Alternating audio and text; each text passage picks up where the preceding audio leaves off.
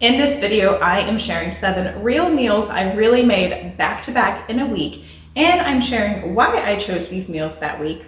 Spoiler alert, it's because they saved me money. And then be sure to stay till the end where I am sharing the 5 rules that I follow that help me cook dinner 7 nights in a row every week.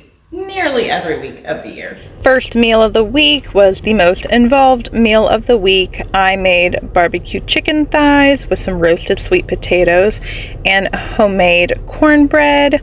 I got these chicken thighs on super sale, so they were in 3 meals this week. I don't always have the same protein 3 times in a week, but again, meat on super sale kind of leads to that happening. I basically didn't give myself a choice except to have the same protein 3 times because it was such a good deal on these chicken thighs. So here I am chopping up sweet potato, which pro tip, if you throw sweet potato into the microwave for just about a minute, it will make it a lot softer for you to chop up like this. And you can see the ingredients for the homemade cornbread in the background there. I chose that side dish because I already had the cornmeal.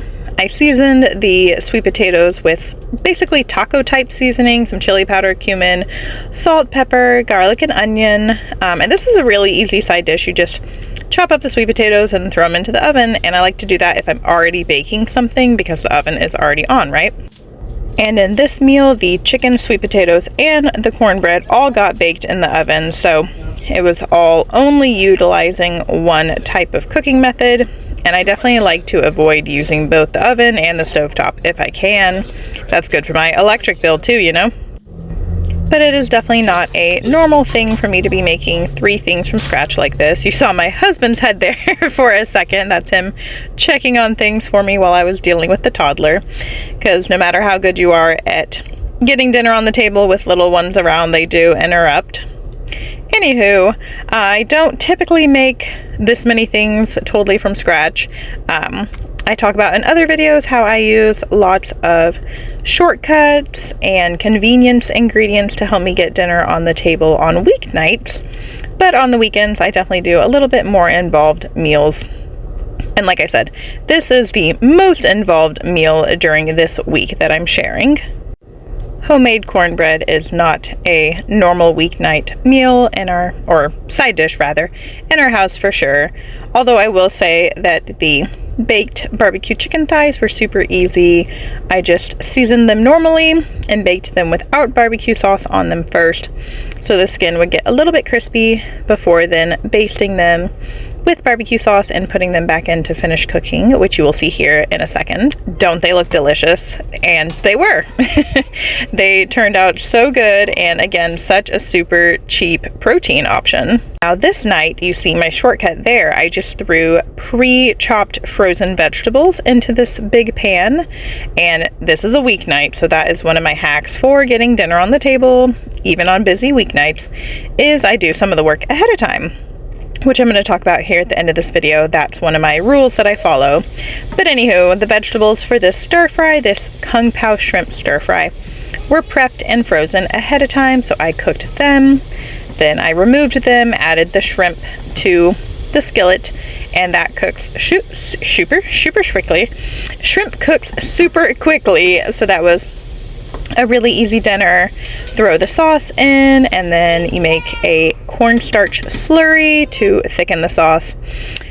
Pro tip, you need to bring the sauce to a boil before adding the cornstarch slurry. The boiling is what activates the cornstarch to thicken the sauce. Throw the vegetables back in, and then you can see my rice cooker is going in the background. You can also see the leftover cornbread on the counter there.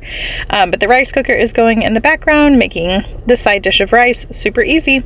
And this was a really simple weeknight meal. And super delicious too. Doesn't that look good? This is a new recipe that I tried this night, and I literally made it the next week again because it was so good. So it is Thai quinoa bowls, and this night I made it with more of the roasted chicken thighs because again, they were on super sale. However, the next time I made it, I just made it as a meatless meal, and we really, really loved it. So I'm prepping some pickled onions here, and I'm not actually chopping that fast. I'm not that skilled. This video is sped up. I wish I could chop that fast. That would make getting dinner done even easier. You can definitely tell here with the carrots that the video is sped up, but I shredded the carrots, I chopped the onions, there's some cucumber back there too. Now I'm adding the sauce on top of partially cooked chicken thighs, and then they're gonna go back into the oven to cook with the sauce on them. And they look delicious. Gonna spoon the sauce back over them just to make it extra tasty. Here I am cooking the quinoa in my rice cooker again, one of my favorite things. Oh, and I forgot to say I was also cooking some plain chicken thighs for the next night's dinner. Here I am adding the Thai peanut sauce on top of that meal. And here I completely forgot to record some of this, so I made a Mexican chicken and rice dish and didn't record myself prepping it, but that was using the chicken thighs that I had prepped, or cooked rather, the night before. Here I am making a sauce for maple Dijon chicken skillet, and that is using chicken breast. So we ended up having a lot of chicken this week, and sometimes that happens when you are trying to save money. You are trying to use things you have already purchased, things you are already buying in that meal plan.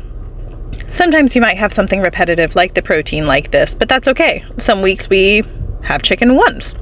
But another hack that helped me get dinner on the table this night, these chicken breasts were already chopped and frozen, much like the chopped frozen vegetables.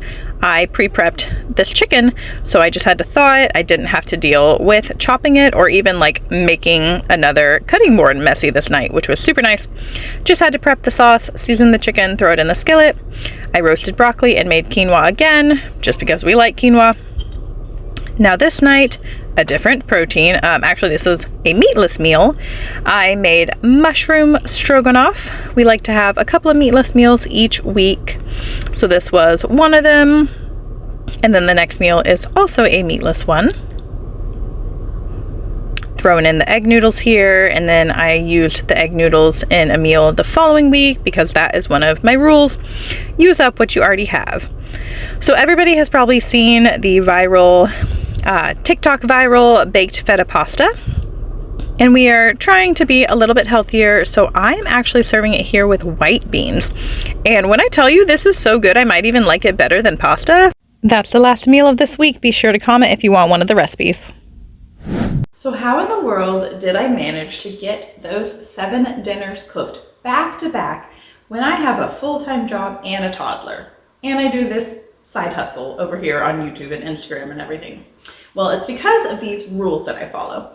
So I call them rules, principles, guidelines, things like that. I also call them rules of the road in a product that I'm going to tell you about in just a second. But I'm going to share these rules here, and the product is just more details on them and sharing more specifics.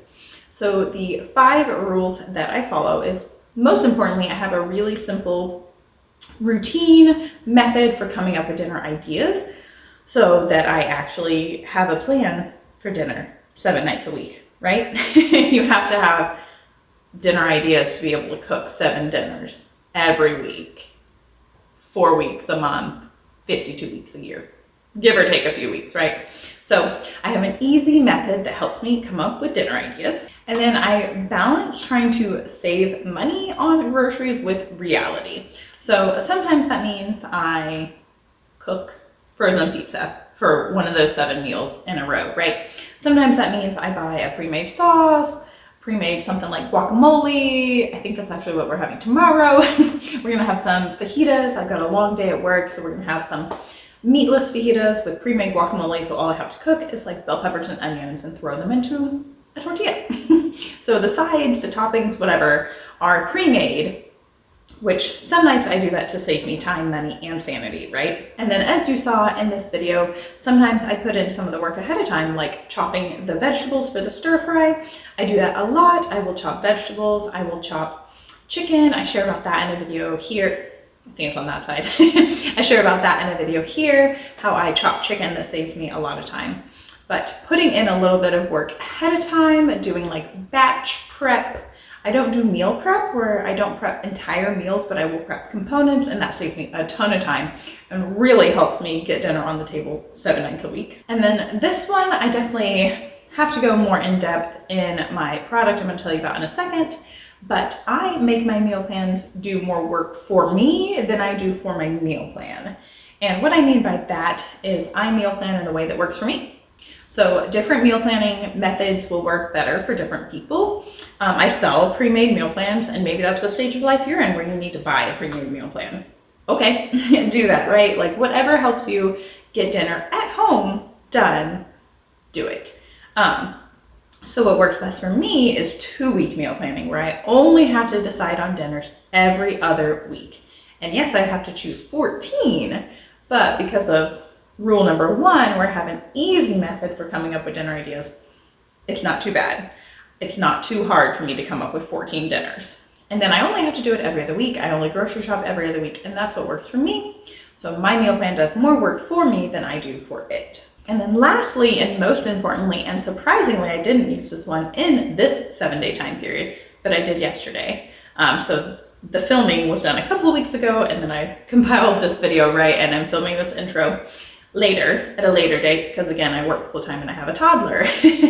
But having a backup plan is probably my most important rule that I follow. So right now I have some frozen pizzas out in the freezer. That is one of my backup backup dinners, emergency dinners, I call them. I'll link a video here of a bunch of emergency dinner ideas and how that rule works. But last night we just had like some frozen meal type stuff, right? Like I was just not feeling it. I was real tired. We had some leftovers and things. I didn't cook dinner. We used the backup meals. So that is the 5th and final and possibly most important rule that I follow to get dinner on the table 7 nights a week.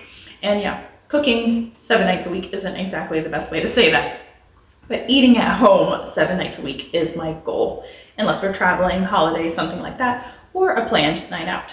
But yeah, most weeks of the year, we eat dinner at home 7 nights in a row. And if you have goals for eating at home more, be sure to check out the link in the description about my product called the Dinner GPS, where I share these 5 principles that help me get dinner on the table. There's little exercises in there that will help you reach your